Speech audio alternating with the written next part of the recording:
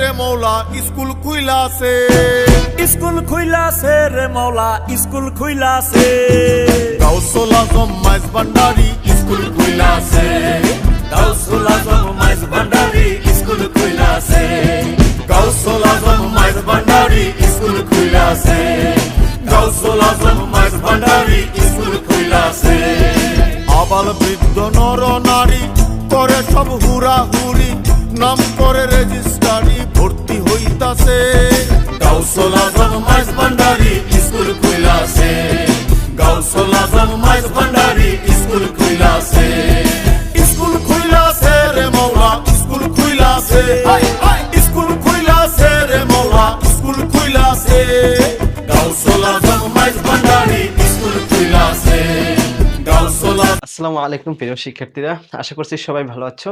অনেকদিন পরে তোমাদের সামনে আবার উপস্থিত হলাম, একই সাথে একটি দুঃসংবাদ এবং একই সাথে একটি সুসংবাদ। দুঃসংবাদটা দিয়ে শুরু করছি। কিছুটা হলেও দুঃসংবাদ, সবার ক্ষেত্রে যে দুঃসংবাদ তাও কিন্তু নয়। আমরা জানি আমাদের নতুন সরকার গঠিত হয়েছে, সেখানে শিক্ষামন্ত্রী হিসেবে আসলে দায়িত্ব পেয়েছেন আমাদের সকলের কাছেই আসলে পরিচিত বা সোশ্যাল মিডিয়ায় তাকে নিয়ে খুবই আলোচিত একজন ব্যক্তি।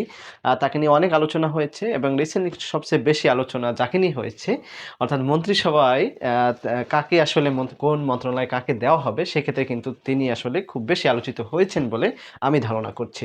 তিনি হচ্ছেন ডক্টর ইহসানুল হক মিলন। তোমরা হয়তো অনেকেই তার সম্পর্কে অলরেডি জেনেছ সোশ্যাল মিডিয়ার মাধ্যমে। তিনি 2001 সনে যে আসলে বাংলাদেশ সরকারের শিক্ষা প্রতিমন্ত্রী হিসাবে আসলে তিনি কাজ করেছেন বা দায়িত্ব পেয়েছিলেন। তো আসলে সেই সময় তার কাজের প্রশংসা এখনও কিন্তু সকল শ্রেণীর মানুষই কিন্তু আসলে তার প্রশংসায় বিভোর। তাকে আসলে নকলের জম বলা হয় এবং স্টিল তিনি কিন্তু তার যে এনার্জি সেটা কিন্তু এখনও ধরে রেখেছেন এবং আশা করছি সামনের দিনগুলোতেও তিনি আসলে এই যে পরীক্ষার কেন্দ্রে যারা অসৎ উপায় অবলম্বন করে তাদের জম হয়ে তিনি আবারও সেই চিরচেনা রূপে তিনি আবার ফিরে আসবেন। তো দেখো আসলে তার সম্পর্কে কিছু বলতে গেলে তিনি যে আসলে এখনও যে এনার্জি ধরে রাখেন, একটু দেখো তাহলে। ওই দিন সকালে জাস্ট এই সিনটা দেখো। একটু আমি পজ করে একটু পিছনে যাচ্ছি। তিনি আসলে ওই দিন একটু তার যেতে দেরি হওয়া, অথবা ওই দিন আমরা জানি যে লোক সমাগমের কারণে ঠিক সময় অনেকেই সেখানে উপস্থিত হতে পারেননি। তার মধ্যে তিনি হয়তো একটু তাদের লোকের যে ভিড় ছিল সেই ভিড় ঠেলে আসলে তার পৌঁছাতে হয়তো একটু দেরি হয়, কিন্তু শেষ মুহূর্তে তিনি যে একটি চমৎকার একটি কাণ্ড করে বসেন, খুব চমৎকার। এখনও এই বয়সে যে এতটা এনার্জেটিক, আই থিঙ্ক তিনি সামনের দিনগুলোতেও কিন্তু একই এনার্জি তিনি আসলে ধরে রাখার চেষ্টা করবেন। সেই জায়গা থেকে আমরা ধারণা রাখতে পারি তিনি আসলে তার সেই চিরচেনা রূপে কিন্তু আবার ফিরে আসবেন।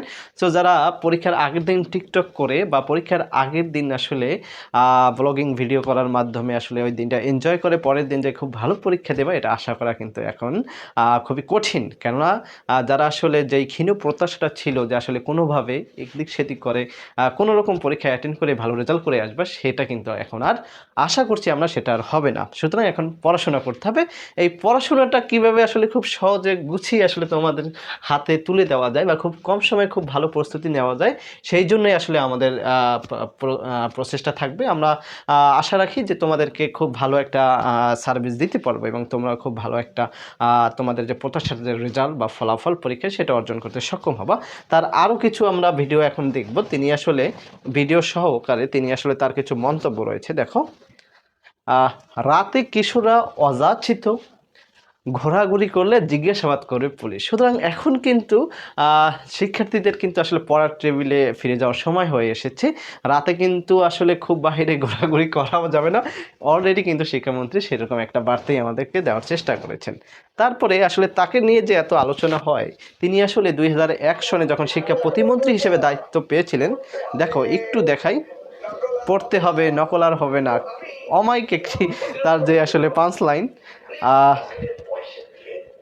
এই যে কি বলছে শোনো, নিজ পকেটের পয়সা দিয়ে তিনি আসলে হেলিকপ্টার নিয়ে তিনি ঢাকায় থেকে শুনতে পেরেছেন যে আসলে পরীক্ষা। এই যে এই সিনটা দেখো, জাস্ট এই সিনটা দেখো। পরীক্ষার কেন্দ্রে এবং পরীক্ষার বাহিরে এই যে জানালার পাশে পরীক্ষার কেন্দ্রে ঠিক এই যে রেড করতে গিয়েছেন, ঢাকায় বসে তিনি শুনেছেন যে আসলে নকল হচ্ছে, তৎক্ষণাৎ তিনি হেলিকপ্টার নিয়ে চলে গেছেন পরীক্ষা কেন্দ্রে এবং পরীক্ষার কেন্দ্রের বাইরে তিনি আসলে নকল খুঁজছেন। এই আমাদের সেই শিক্ষামন্ত্রী। আশা করছি তিনি আবার তার স্বরূপে ফিরে আসবেন।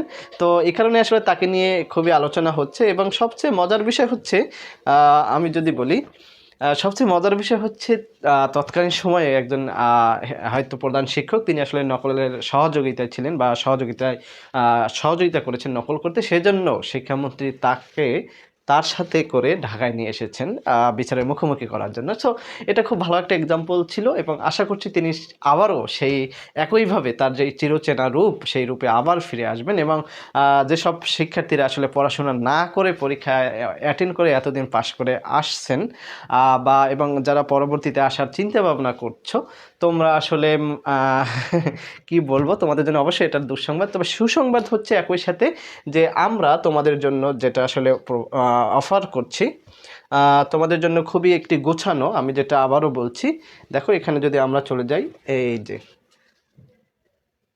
আমরা অর্থাৎ এখানে এখানে আমাদের যে ঢামিয়ান্স স্কুল, এই স্কুলে তোমরা আসলে এসএসসি এবং এইচএসসির ইংলিশ ফার্স্ট এবং সেকেন্ড দুই পত্রেরই আসলে খুব গোছানো একটা প্রস্তুতি পেয়ে যাওয়া। গোছানো একটা প্রস্তুতি নেওয়ার জন্য যত ধরনের ম্যাটেরিয়ালস যা কিছু প্রোভাইড করা দরকার ইনশাল্লাহ আমরা চেষ্টা করব এবং সেই জায়গা থেকে আমি তোমাদেরকে উদাত্ত আহ্বান জানাবো যে আসলে তোমরা আমার সাথেই থাকবা বা আমাদের সাথেই থাকবা এবং তোমাদের যে এই পথ চলাটা বা তোমাদের সেই যে স্বপ্নের যে সারথি বা স্বপ্নের সারথি মানে হতে পেরে বা হওয়ার জন্য আসলে আমরা প্রতীক্ষা করছি। তোমাদের যেই ভবিষ্যতে সফল হওয়ার ক্ষেত্রে আশা করছি খুব ক্ষুদ্র যদি অবদান আমরা রাখতে পারি বা আমি রাখতে পারি, সেই জন্য আমি নিজেকে কৃতজ্ঞ মনে করব এবং তোমরা তোমাদের স্বপ্ন পূরণ করো বা তোমাদের সাফল্যের শিখরে পৌঁছাও, সেই দোয়া এবং শুভকামনা রেখে আজকের আসলে একটি বার্তা দেওয়ার চেষ্টা ছিল। সেই বার্তাটা আশা করছি তোমরা পেয়ে গেছো। সো ভালো থাকবা, ধন্যবাদ সবাইকে। আশা করছি খুব শীঘ্রই নতুন একটি ক্লাসে তোমাদের সামনে হাজির হব আবার ইনশাল্লাহ।